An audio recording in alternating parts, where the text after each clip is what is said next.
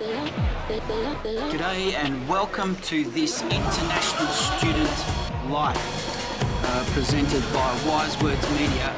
You're listening to The Bloke Who Walks, and it's the Spotlight series, and this week we're shining a spotlight on your first week in Melbourne. So say g'day to Melbourne and congratulations, you've made it back.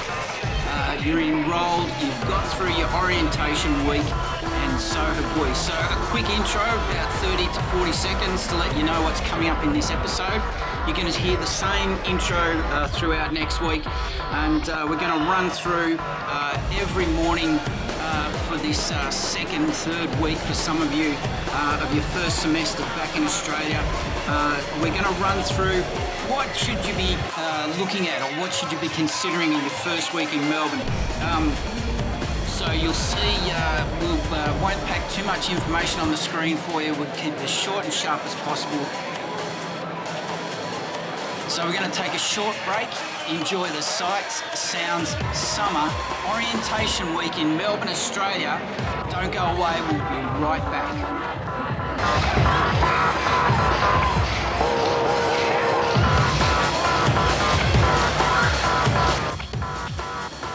It's another episode of the Spotlight series. We're shining a spotlight on your first week in Melbourne. So let's say g'day to Melbourne. Well, connecting your phone. Well, let's run through some information that we've found out by researching all the information out there in the public domain for international students studying in Melbourne and studying in Australia. You can either buy a new phone from any retail outlet. They're everywhere, in every suburb, every shopping centre, or you could use your current one, especially a good idea for those of you that use iPhones, because they're pretty expensive, aren't they? Well, why not buy a new SIM card and just put it in your current phone? You'll also have the option of getting a prepaid or a monthly plan. Now, I'm not too sure how things work overseas, and also there's prepaid cards, of course. If you don't have a smartphone, and hello to you, all the phone providers, your phone services. Now, although this wasn't first topic off the top of our list with this series, no doubt you've already got your phone services sorted out. But in case you haven't, or in case you're finding this information in our series helpful, but you can find out all the information you need about communications and technology through your international student support team. They're the best people to talk to. They're only too happy to help you, and guess what? Yep, we've said it before, they're paid to help you.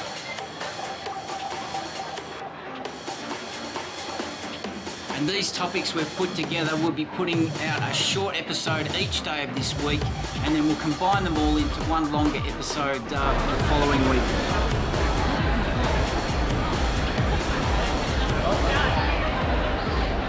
And these are just suggestions that we've been researching through all the material available in the public domain, especially from all the different universities. We are a honest broker of information. We're not paid by any university, any government body. We're purely independent, so you can take it from us.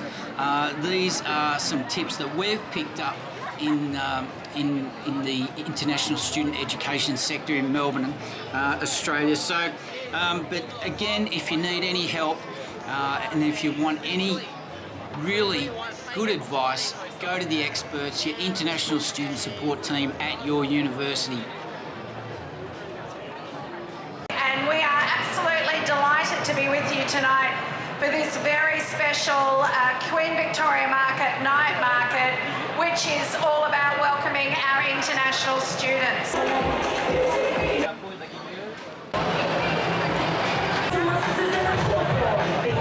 Students over the last 3 years, and we've also been so grateful to those who stayed for persisting and showing so much resilience. Our latest stats show that there are 138,000 international students back in Victoria, which is 92% of pre-pandemic levels. Woohoo! Because in international students aren't just valuable on our campuses and in our tertiary institutions. They're fantastic customers and consumers. They're wonderful participants and volunteers. They're incredible workers in our local businesses particularly, and this is about setting up relationships for the long term. If you are an international student, could you please put your hand up? Yes, hello, hello, hello. Hi. 5 o'clock in What sort of music you're gonna have tonight? 后来在那数。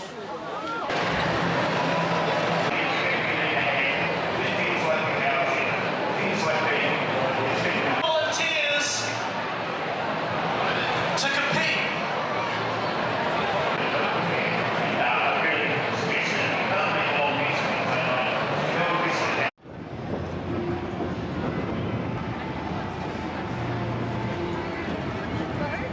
Yeah, get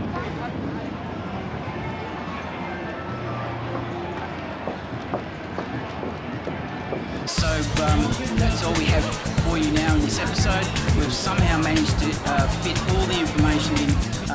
The other thing I would like to say and just remind you is that this channel is, we are based in Melbourne, Australia.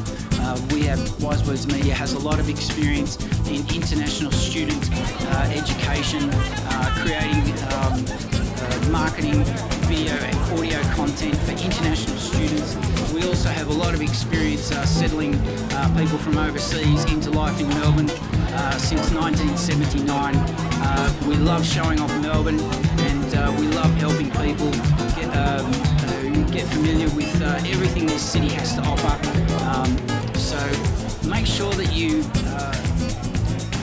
make the fullest of everything life in Melbourne has to offer through your university. Your international student support team has many activities throughout the year, not just orientation week. There's many things to take advantage of, many clubs and societies. And if you're a student whose language, English, is a second language, don't stop yourself and be anxious about joining in. Get involved, practice your English, find conversation clubs, and we'll wrap it up there. You've been listening to This International Student Life. We're based in Melbourne, Australia, and we want to thank you for joining us in this episode, and make sure that you subscribe, hit the notification bell.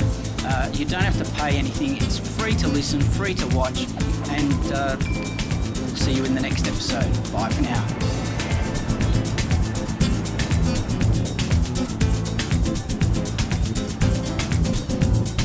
This video contains nil paid promotion. All international student information is compiled from sources available in the public domain. For further information, visit your university website, international student offices, or an international education recruitment agent in your country. This International Student Life is produced by Wise Words Media and Calumny Films. We accept no responsibility for any errors or omission of information in this video.